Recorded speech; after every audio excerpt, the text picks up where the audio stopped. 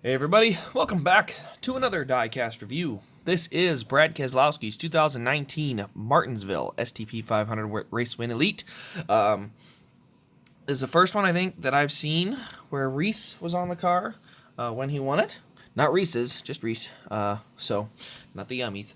But yeah, so this is the car that he won last year at Martinsville. It was kind of a snoozer because they decided to use the aero package with the high spoiler, which allowed, which for some silly reason they did because it allowed the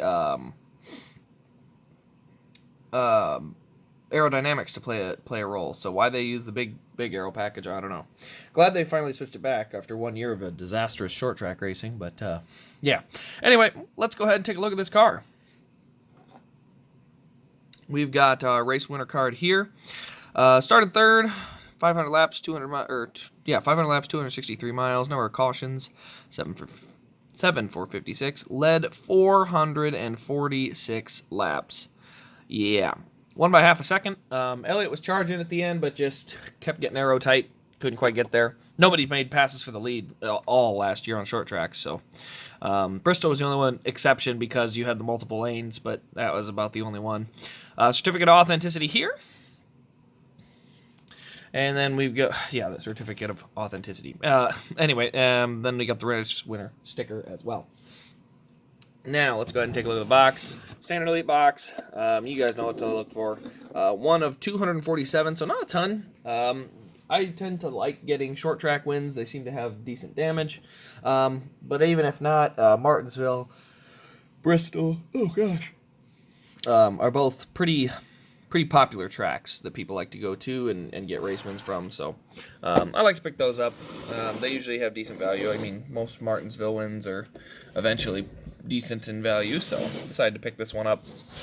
So let's go ahead and go down our left side here. It's the classic Penske scheme, where it's got this, I don't know what you call it, kind of a smooth roll across this hood, and then you just have two little, I don't know what you call them, spikes or lines or whatever, and then the curve. But this is this is the same paint scheme that Dent Wizard has, Pennzoil has. I think AAA may not have that, but a lot of the Penske schemes have this. Gosh, I can't even remember them all right now, but there are a ton of paint schemes. Obviously, it's most iconic with Logano because the Pennzoil car looks like that, but they use this paint scheme on a lot of cars. They just flip the colors around. I think, no, Worth has its own scheme now, and so does Money Lion. I'm trying to think what other ones have this. Post in the comments if you remember what other ones have this. Auto Trader has a little different scheme. Still has the lines here, but a little different. So, anyway, let's keep going. We got a little mark here, a little mark there. Actually, that's confetti. A little mark on that side there. But again, very, very clean. You got, a little bit there. For a white race win, it's unfortunately not that dirty. Take you to the rear bumper here. So you got draw tire, Miller Lite, discount tire, Snap-on, Alliance truck parts. There you see a little bit of damage here. You got the right side bumper kind of kicked up and in. For some reason, they decided just to color this part of the bumper. Maybe they can't kick this up and in like that. That'd be cool. Just to have a little bit of a different to it, but can't do that. You can't push the bumper in either. So there on the rear bumper, you can see where it got pushed in. There inside, we got our fuel cell. Got Reese, blue spoiler there. Ford, number 2. Go to the to the deck lid. 206 is our DIN. Worth, Keselowski on the rear window. Onto the roof, we got the number 2. Very small. Look at that number 2. It could definitely stretch that out so it fits a little bit better on the roof. I mean, there's a lot of room around that number 2. So, yeah, definitely could be a little bit bigger.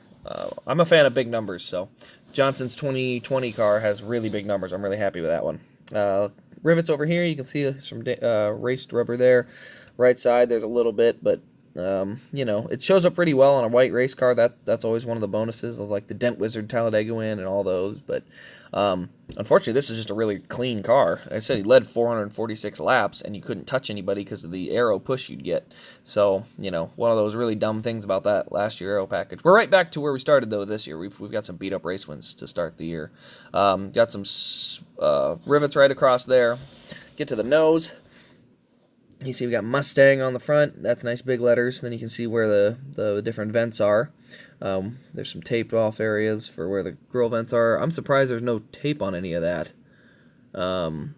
There's not really a lot of detail on that nose. Usually there's at least some grill vents or some kind of screens, because most of those are just decals up there. You can see the hood pins are taped down with the 4 pieces of tape, and then there's confetti on there. Monster Energy Cup Series banner up there on top. But yeah, I mean, not super crazy or anything like that. It's just kind of your normal race detail, I guess. Let's see here. We're gonna go ahead and pop that hood open. There we go. Well, that pops open really nicely. I like that. So the hood pops open there. You can see we got blue valve covers, a couple belts, hoses.